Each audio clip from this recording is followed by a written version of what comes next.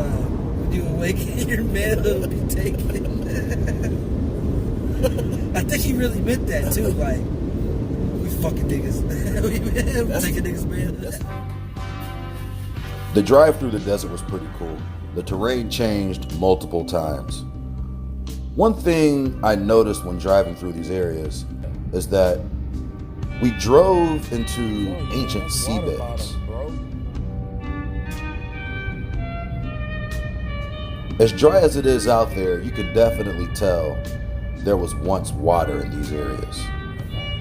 And of course, that would correspond with the mini maps that showed California as an island separated from the mainland by the Red Sea.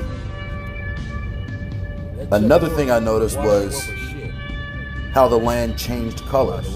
From LA to Vegas, the land had a yellowish, brownish tint. But from Vegas to Utah, as you drive through a little corner of Arizona, you'll notice the land turned to red. These huge rocky mountain cliffs protruded straight out of the earth. Massive canyons covered the entire landscape. Honestly, it looked like we were in another world.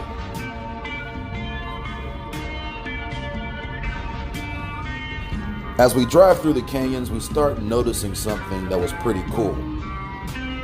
When we're observing the rock formations, we could clearly tell that faces and bodies and heads had once been sculpted into the cliffs.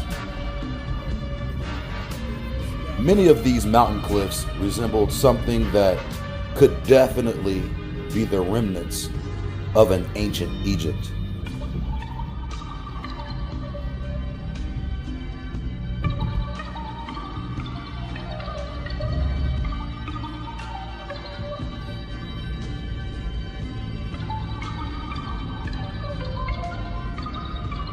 Now, I'm more convinced than ever that these cliffs were once massive monuments sculpted into mountains by ancient civilizations, achieving works far more impressive than Mount Rushmore,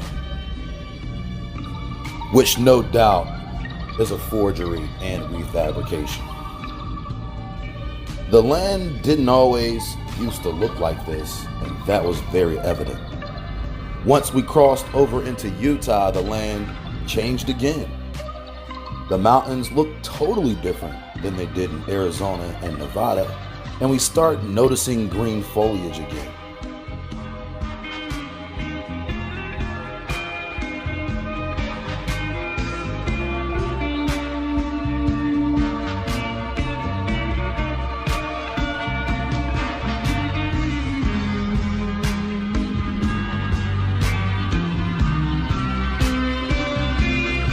And we finally start to see trees. Well, trees other than a palm tree. It hasn't felt like we've seen an actual tree since the redwoods. And now these trees are growing sideways on mountain cliffs. Those roots must be crazy. In addition to the change in terrain as night fell, the luminaries look totally different. The moon looks like it's half the distance from the Earth than it does on the East Coast. It almost seems that from the top of Mount Nebo at night, you could actually touch the moon.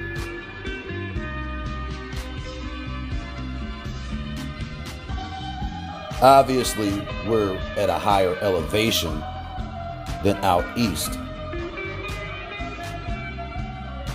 But nonetheless, that moon be sitting hella low on them Utah nights.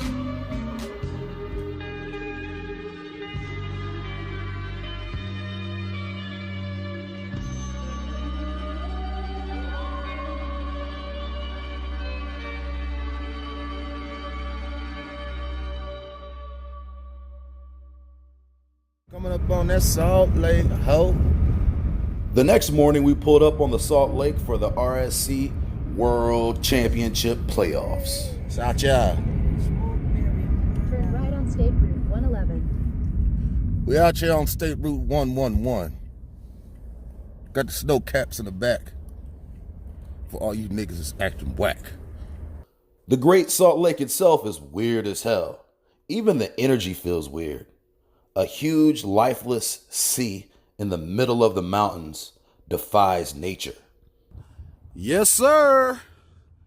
We're here in the playoff round of World Championship rock skipping.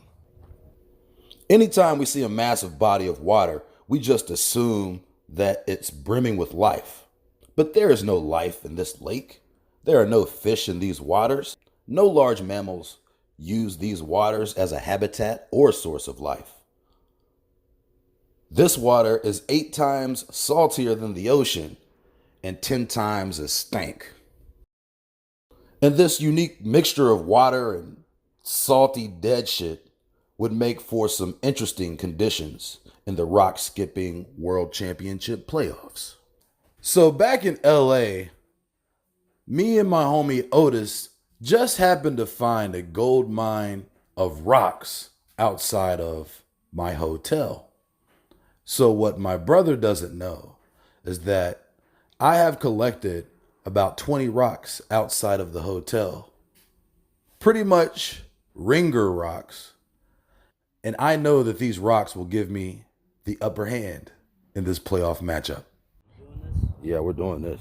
About that time. It's about that time. AOD, so check this out. I was at the damn shit outside the hotel. Yeah. It came across a motherfucking gold mine. Bro. This nigga got outsourced rocks. Judges. Judges. Yes. I'll allow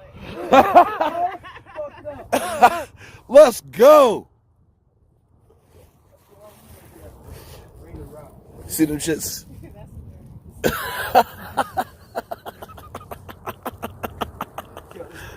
was wondering what he was doing with that fucking I see him over there fucking, I was like, oh, this is putting that in the bag. Oh gosh. This is Billy Mays Jr. and welcome back to the 2019 Rock Skipping Championships, brought to you live from the Great Salt Lake out here in beautiful Utah. Today we have our top competitors, D'Artagnan and UB, in the first round of playoff competition. Number of the beat is 5 skips out here on this beautiful salty lake. On the 1. 1, 2, 3, 4. 5, 6. Ooh. You know what? It was gliding good and it just flipped over. So 6? We'll take 6. We'll take 6. 6. 6 in the lead for D'Artagnan. 6 in the lead for D'Artagnan. All right, UB's back up. Let's see if he goes with his outsourced rocks or a local rock. I'm going local for the first one. He's smoking rocks. 1, 2, 3, 4, 5, 6, 7, 8. Ooh. That was more than 8. I give you 9 on that one. But I'm okay. We can go to the replay too. Shouts out to Tomahawk Isley. Tomahawk Isley, aka He invented a new terrible technique that doesn't work. But Osama bin Campin. This is for you, buddy. looks about right. Look at the follow through though. See that? And the ash on the leg. I'm just to fall through. No, get that. Get that ash. Get that. That's that pre-warm up ankle ash right there. Boy, that ankle is. Whew.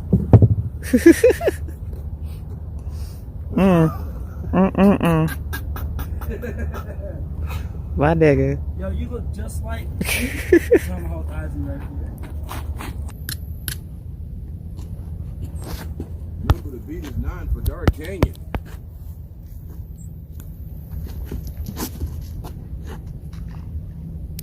Probably around 5. Yeah. That's weird. Going That's heartbeat 9. This rock is actually from the Southern California area. Nice polish on it.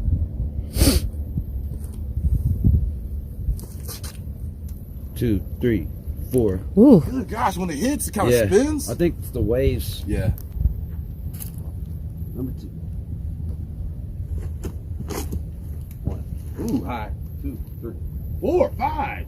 That was a crazy That was five right there. crazy 5. That was your championship round. Well, I'm throwing Another one? round. 1, 2, 3, 4, 5. Woo! I ain't see it. Probably like 8. Though I will. 1. No. Rock was too light, man. The game.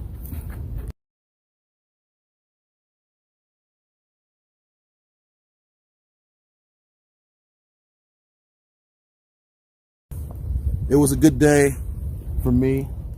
Not so much for D'Artagnan, but he was a tough competitor. And I know we'll see each other again. Just want to say it was an honor to compete with such a highly just respected individual in the rock skipping game. I've got a lot of respect for him, even in this loss. He'll be back. He's a strong competitor. Thank you. So my shoulder started hurting. After surgery, you know, been dealing with this since the second round of the playoffs, and you know, it's kind of hard to maintain your level of expertise when your body's breaking down. I feel like Peyton Manning in that last Super Bowl, you know, except for I don't like a horse. But you know, everything's good. You know, we did what we had to do. Came out, we battled like warriors. Just came up a little short. It's all right. It's all right. Remember how I said that the drive down the Pacific Coast Highway was the most beautiful road I had ever been on? Well, that was until I made the drive from Salt Lake to Denver. By whatever description Highway 1 was spectacular, the drive through Utah was equally as spectacular in its own respect. Whatever central Utah missed because it had no crashing waves, it made up for in sheer diversity of geography. Driving through Utah is like driving through another planet. From grassy to jagged mountains on one side of the road and canyons and desert on the other side, the drive did not disappoint. Being able to see mountains hundreds of miles away while simultaneously gazing at hundreds of miles of desert inspires the imagination. Never has a place felt so ancient yet new. I knew I was traveling through an ancient land, but I also knew it didn't always look like this. A major world event happened here, and you can't convince me otherwise. The distinction between states is quite apparent when you're driving in these parts. Just as we crossed out of Utah and entered into Colorado, the land began to change again. We started to creep into the shadows of these rocky, snow-capped mountains, a completely different mountain range than what ended in Utah. But now we also had a travel guide. The Colorado River was no doubt the path people traveled along in order to make sure they could make it through the Rockies. We followed the river for what seemed like a couple hundred miles. I'm not even quite sure how long. All while the river changed depth and current. At some points, the river seemed like a mild creek, and at other points, it seemed like a rushing river, impossible to cross without being swept away and smashed into rocks. And of course, you know, driving along this epic river inspired us to throw rocks one last time. I promise you, getting caught up in this current is not what you want, bro. This shit will take your ass to the Gulf of California.